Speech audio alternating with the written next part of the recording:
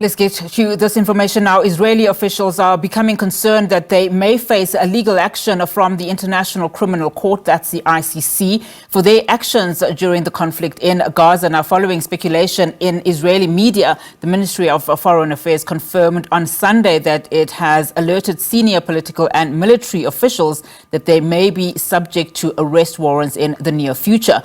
Meanwhile, Israel's Prime Minister Benjamin Netanyahu says an offensive against Hamas in Rafah will be carried out regardless of whether a ceasefire and hostage release deal is reached. Hamas has still not given its response to the latest ceasefire proposals hammered out during talks in Cairo. His comments follow renewed warnings by the US against a Rafah invasion unless civilians were properly protected.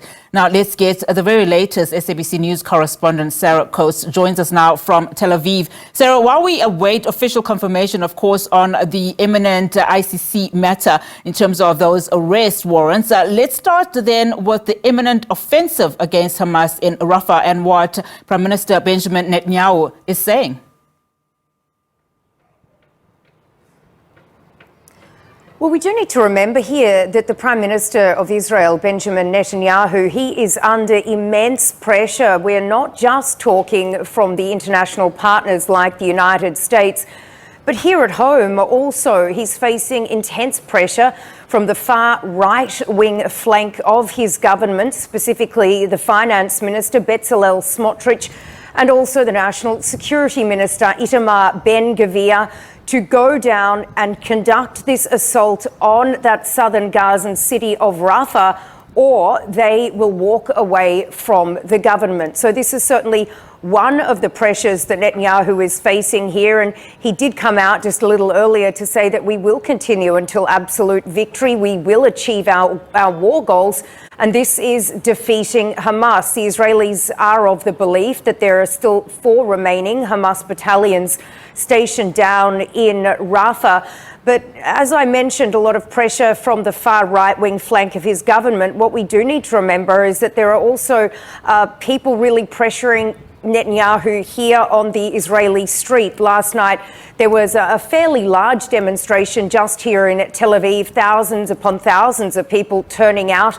They were calling for Netanyahu to do a deal now, saying that military operations simply are not important when you have 133 Israeli captives that are still being held in the Gaza Strip. So these demonstrations last night, they did turn somewhat violent, with protesters clashing with police, also lighting a number of fires, which read in Hebrew, "Rafah can wait, the hostages cannot."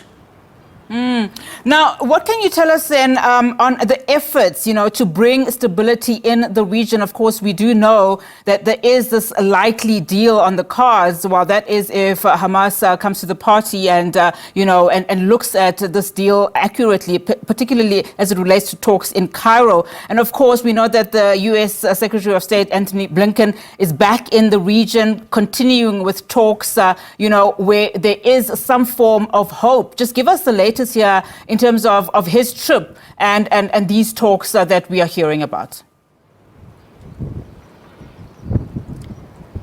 Well, I think it's really unclear at this point what could happen. I think what it actually does hinge on is this Rafah operation, when it is going to happen, and just how severe it is. We could see here a scaled back response from Israel, like we saw, let's say, a few weeks ago when Israel retaliated to Iran. There was a lot of fear back then that Israel would hit Iran hard, but it was a very strategic, very calculated move, which really brought down tensions in the region. So certainly what we are waiting for here is this response from Hamas. There are indications that the group may actually deliver this response in Cairo tomorrow evening. No idea yet whether it will be a yes or whether it will be a no.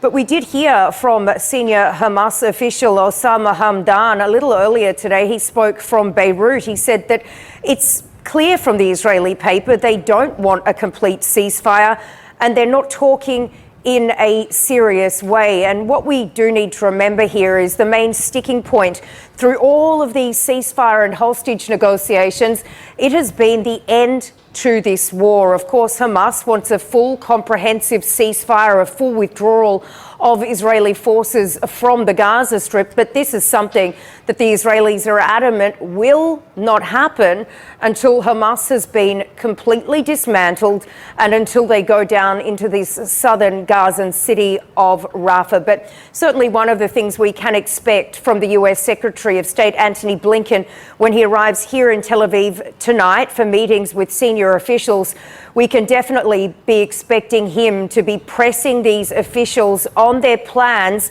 as to how they're going to get these 1.3 million or so internally displaced Palestinians out of Rafah ahead of this planned offensive, given that no plan has yet been given to the United States. That is concerning. Sarah, thank you so much for that update. Of course, Sarah Coase giving us the very latest on this matter from her vantage point, and she is, of course, in Tel Aviv. Of course, there are many developments in as far as issues in the Middle East are concerned.